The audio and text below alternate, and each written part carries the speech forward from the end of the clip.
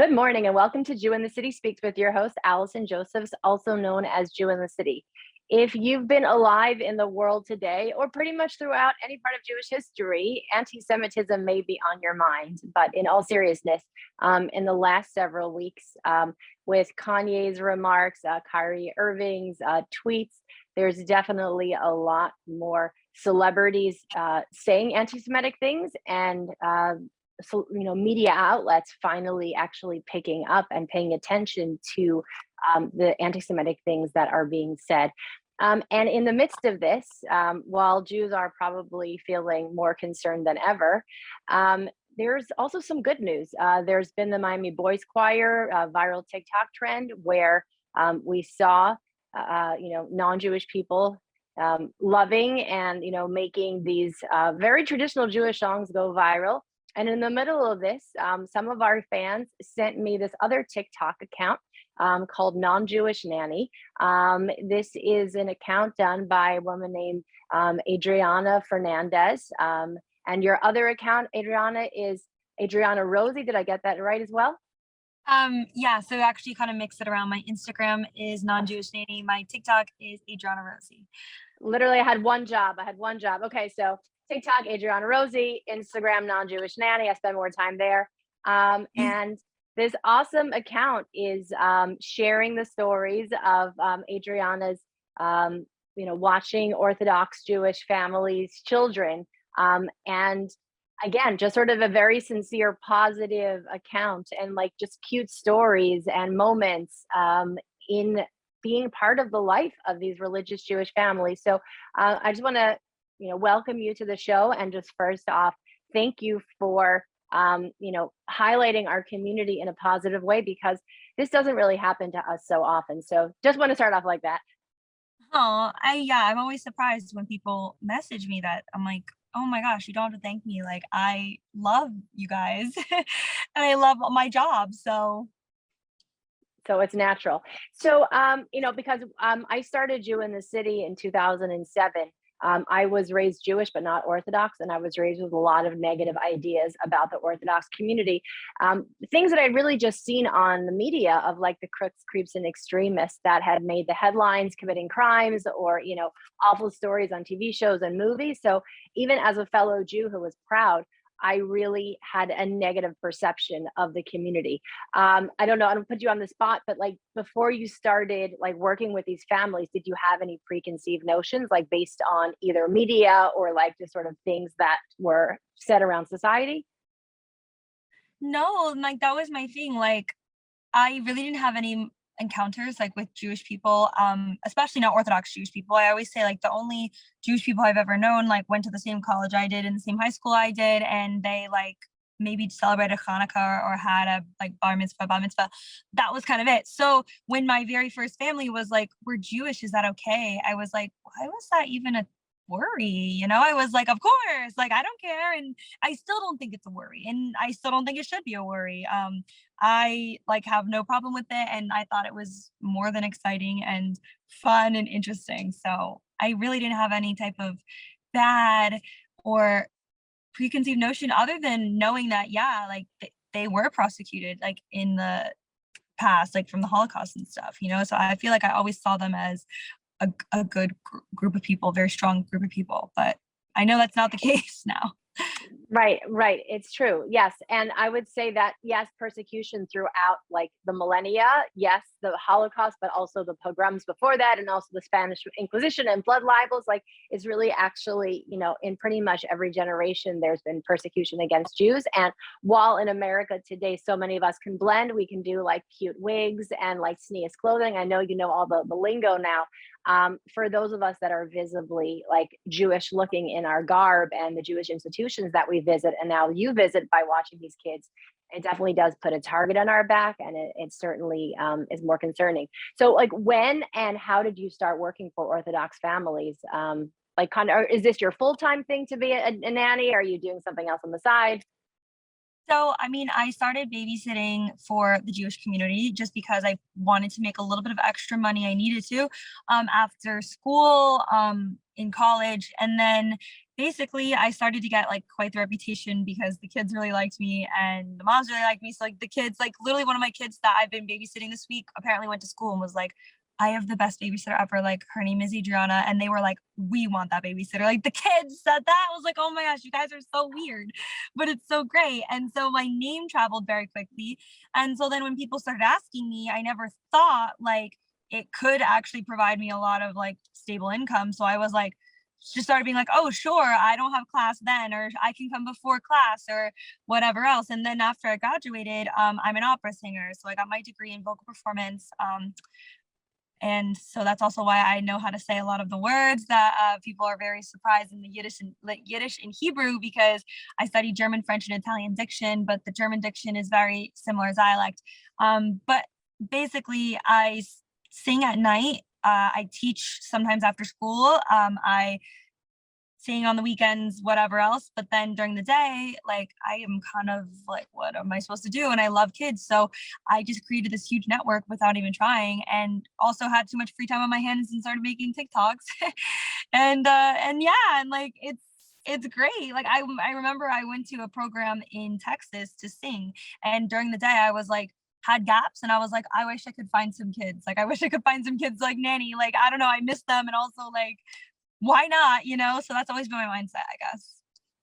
And so, what made you decide to start the TikTok account? What came first? Was it? I guess it was the Instagram account that was the non-Jewish nanny, right? That's how it sort of started to bring out that sort of interesting mixing of cultures between your non-Jewish background and the Orthodox kids you were watching.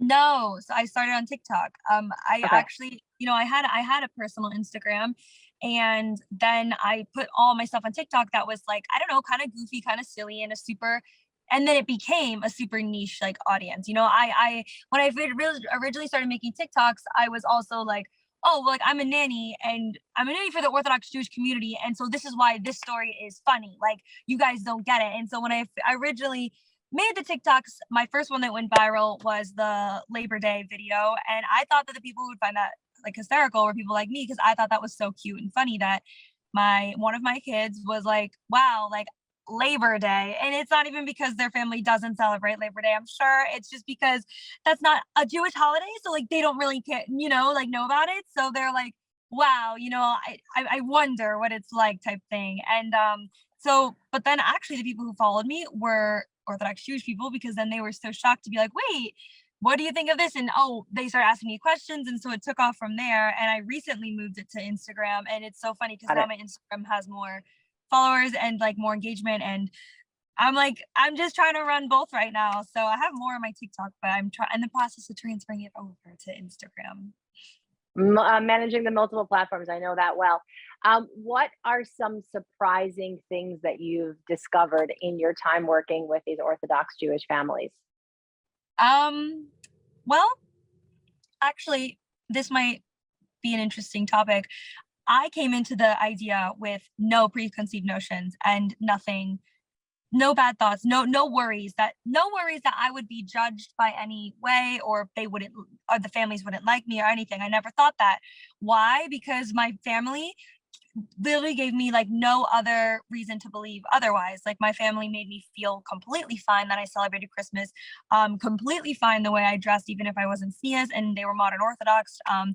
Basically very welcoming, very loved. It wasn't until I started to kind of talk to my friends, and other people who were not Jewish, not my friends specifically, but they were like, and they're okay with like you. And I was like, it's really funny to me that the people who are not Jewish are the ones who are actually trying to say that my Jewish families shouldn't or maybe are not okay with something, when they're actually the most like loving, accepting, understanding, like kind people I've ever met. And that's kind of when I started to be like really defensive of my Jewish babies. And I was like, what are you talking about? Like they would never think poorly of me because I am not Jewish, or because I maybe do not celebrate Sukkot or, Shabbos, So um I found that weird from the outside perspective. Obviously, I've made tons of videos on the Sheetels, that was just more shocking, on Pesach about some of those traditions, about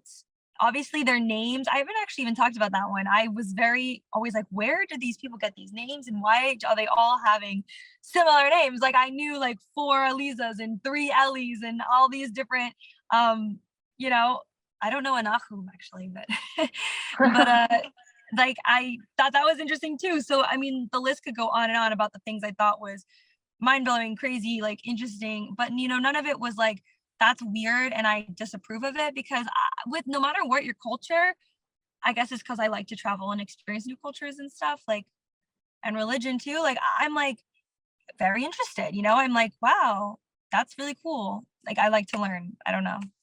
Are you in situations with these homes with parents around where you get opportunities to ask questions? Do people explain traditions to you? Because there are certain things, like I'm just going to say that, like, I'm sure you saw the lulav and esrog that we shake, even as someone who's Jewish my whole life. I'm like, this is like a little strange. I mean, yes, also wearing a wig is strange too, but every year on Sukkot, I'm like, it's biblical. We've been doing it for thousands of years, but it's like a little bit strange. So do you get a chance to ask? Do they explain traditions to you as you're sort of, in the home at these different times? So now that I have created like a media presence and people know who I am, and a lot of times I walk into their house and like they don't tell me anything about themselves really, but they act like they know me because I do put my personality out there on the internet. But now people are more like, oh, like maybe you could explain because like you could make a video, blah, blah, blah. Like they're very happy to teach me.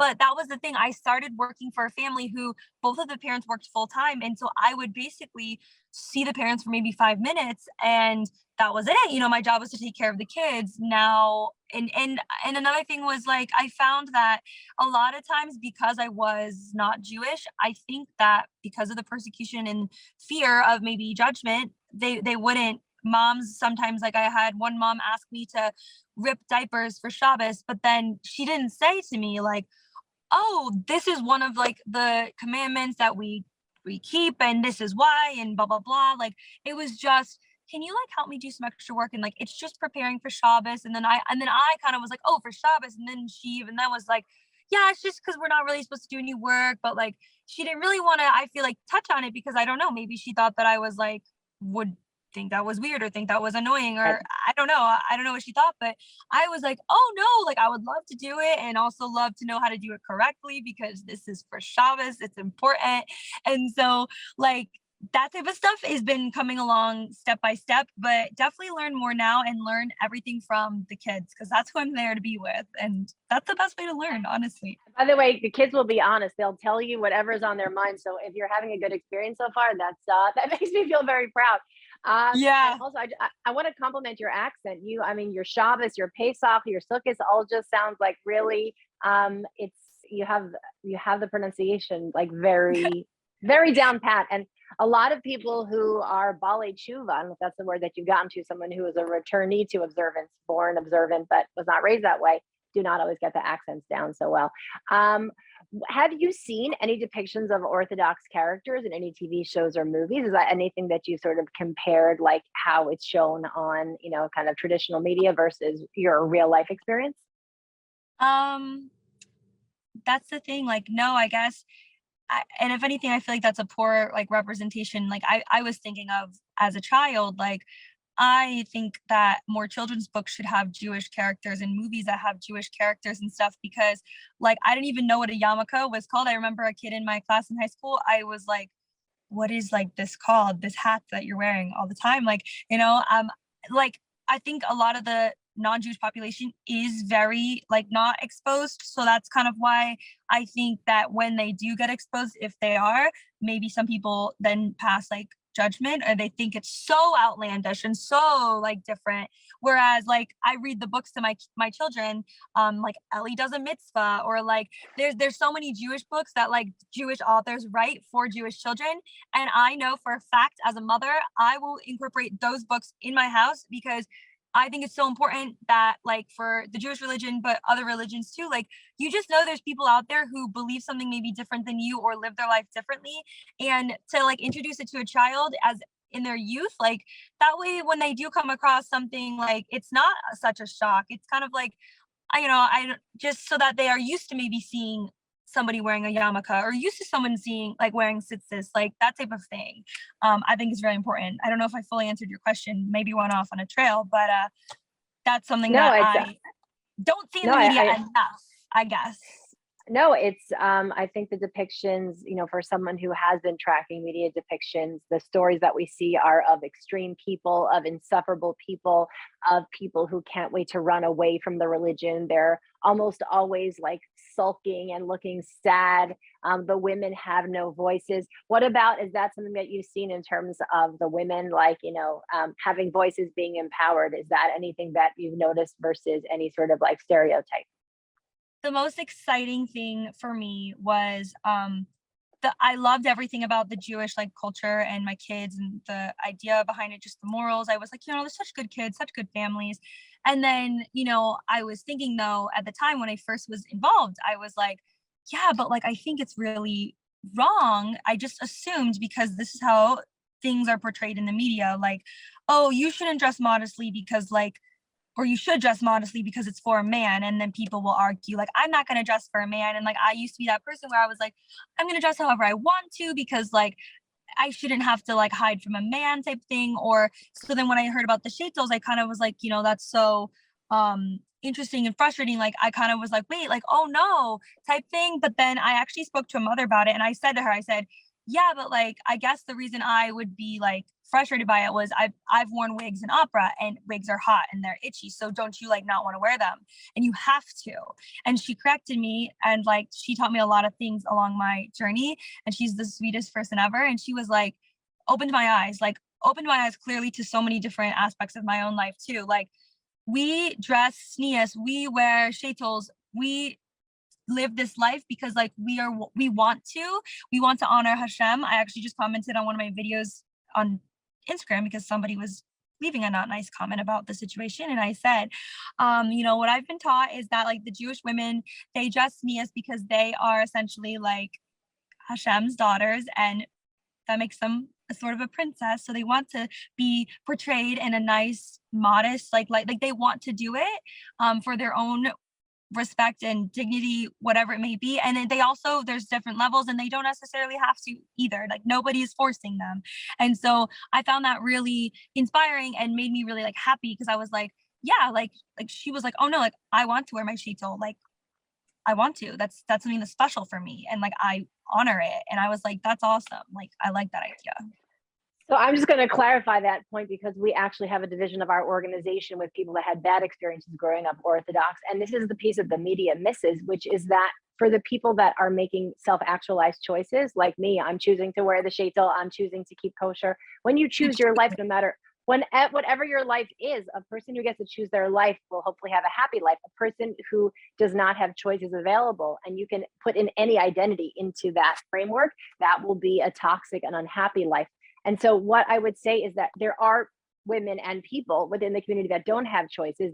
There is a certain pressure within their family dynamic, but that's not a Jewish thing. That's a dysfunction thing. And that's what I would say. The people that you're spending time with are the healthy, happy families. And, as we understand, these are people who are living Judaism as it's meant to be, through a healthy lens, through a lens of joy, through a lens of meaning. There are sadly stories where there's family dysfunction, as there is in any community. And when Judaism gets filtered through that experience, it becomes something unhealthy and unpleasant. And I think what's frustrating is that we've basically only seen in the media the unhealthy and the dysfunctional versions of what Orthodox is. And then you get to meet all these healthy, happy people. And it's the most shocking thing, I'm sure.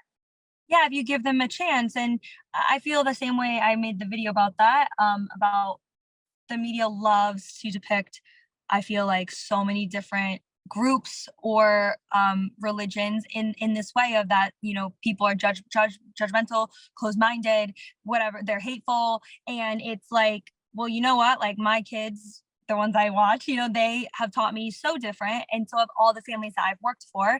And so like that's living proof right there that like just because maybe a certain event or group is louder doesn't depict the majority of the group. And like you said, I really like the comparison of, well, that's not Judaism, that's dysfunction. Like I like to say, well, that's not the real Right. moral or the real idea, the real golden The way rule, it's meant I to be. suppose, Right. behind Judaism culture. Like that's somebody who maybe took it to a level, or maybe put their own issues into it. Like, yeah, Exactly. I've had people say very rude things to me in my messages before about it. Like, you don't even know the truth. Like, those people are, they're very rude. And if you ever dared to dress whatever, they would hate you. And I'm like, why are you saying that? I'm like, you're saying that because like maybe that happened to you by one person, or maybe Right. you were, or, you know, I've had them say like, oh yeah, from the movies, like, yeah, until they don't pay you type thing. Oh, because they're Jewish people are cheap. I made a video on that. I said, that's really funny because I'm almost paid before I get out of the driveway, every single house. And you'd be very surprised the houses I go to that are not Jewish, or maybe you would expect them to pay a lot better, how you have to fight for it. And it's so, it just once again brings back that, like, just because you live in a rich house doesn't mean you're like a big house, doesn't mean you're rich and generous.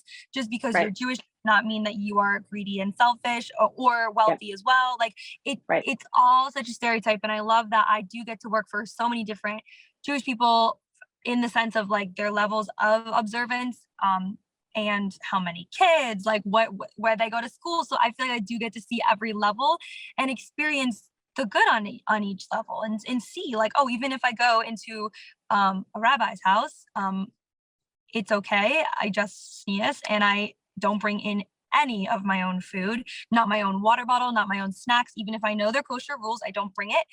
And I just go next door to a house where they're also kosher. They also dress sneeze. I don't have to dress sneeze. I bring my own kosher food, that type of thing. It's just, Yeah. You people understand very different levels. They want to generalize. I don't like people who generalize. Have you been watching the sort of kind of rising anti-Semitic comments in the media, like around Kanye West and, you know, some of the backlash around that? Have you kind of taken more note of that since you've been working in the Jewish community? Well, I find it kind of wild that just as I establish a positive media page and media presence on Jewish culture, a huge celebrity that like I grew up like listening to and like listen to his music, whatever else, comes out and says something like that. And I was like, wow, that's kind of crazy how I feel like so much of my life has been pointed in this direction.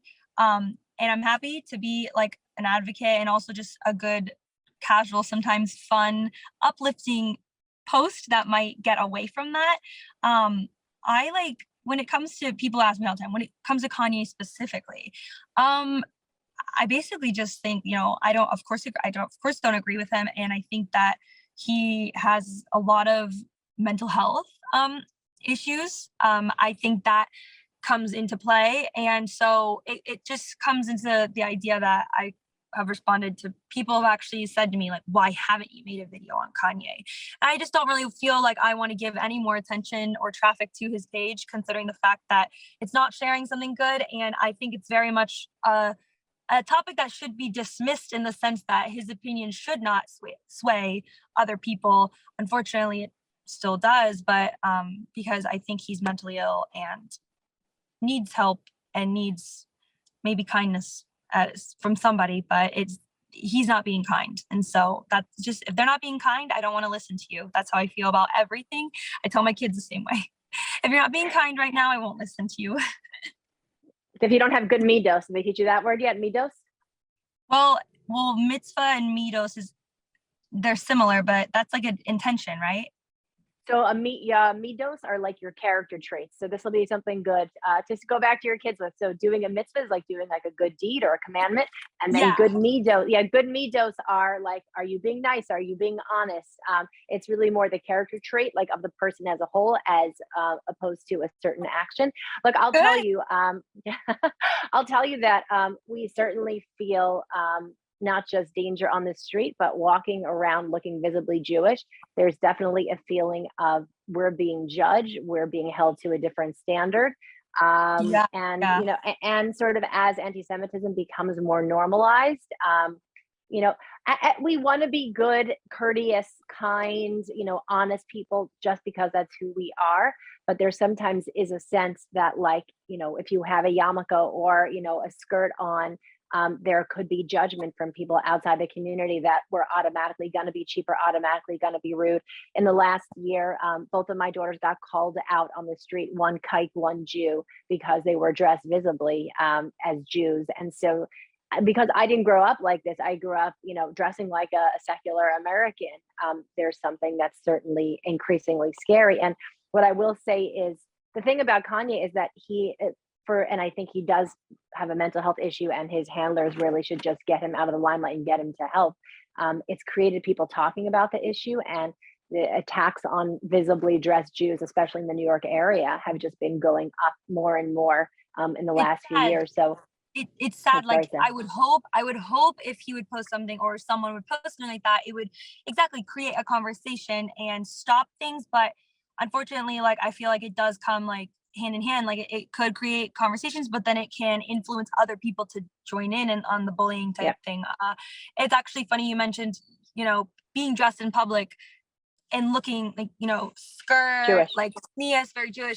I get mistaken now for being Jewish all the time when I take my Jewish kids with their yarmulkes and whatever else out and about, and they have, their uniform on or whatever. And then if I'm dressed tznius, I've actually been not with the kids in a tznius outfit, just coming home and, like you said, having a certain reputation. And so I went to Publix on Shabbos, and I was like in there past Shabbos, and I was dressed the way I was dressed to fit in with everyone else. And some woman in the like aisles kind of was like looking at me, and I'm like super straightforward person. I said, "Oh, can I help you?"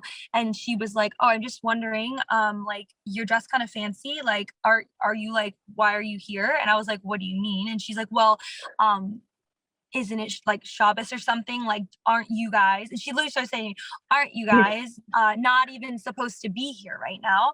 Not sure if she even meant it in that bad of a way. And I just said, "Oh, you think I'm Jewish?" And she said, "Yeah." And I said, "Oh, I'm actually not Jewish. I actually work for Jewish people. So I choose to dress tznius when I think it's appropriate."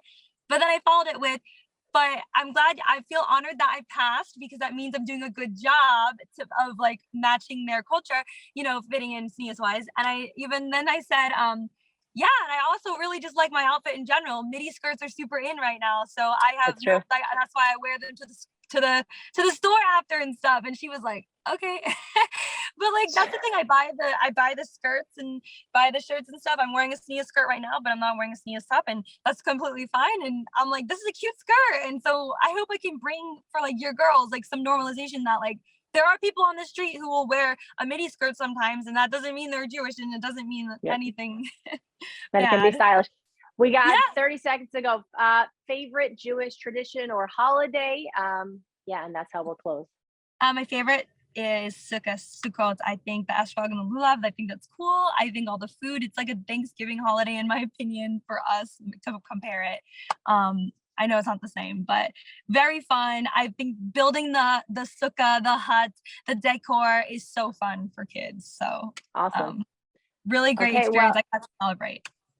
Adriana, we're so happy that, first of all, that you're meeting all the good ones, because there are some like miserable people in the community, not many, but a few. So we're happy that the experiences that you're having are with the happy and healthy people, and that you can both get to appreciate the joy and pride of our culture, and, then amplify it to the world, because it's definitely scary to be less than 15 million people in the world with thousands of years of persecution. And we thank you so much for your allyship. Oh, well, thank you. And thank you for considering that. I don't even feel like I deserve that title. Just a girl who really loves her Jewish babies. That's what I love. All right, keep rocking the tznius outfits, and we look forward to seeing more of you on Non-Jewish Nanny. And Adriana Rosie? Adriana_Rosie is my TikTok, but the hashtag is used on both, and that's how I'm the only hashtag out there, non-Jewish nanny. So awesome. It works out. Okay, thanks so much for joining us, and thanks so much for watching. You can catch us same time, same place next week. Bye-bye.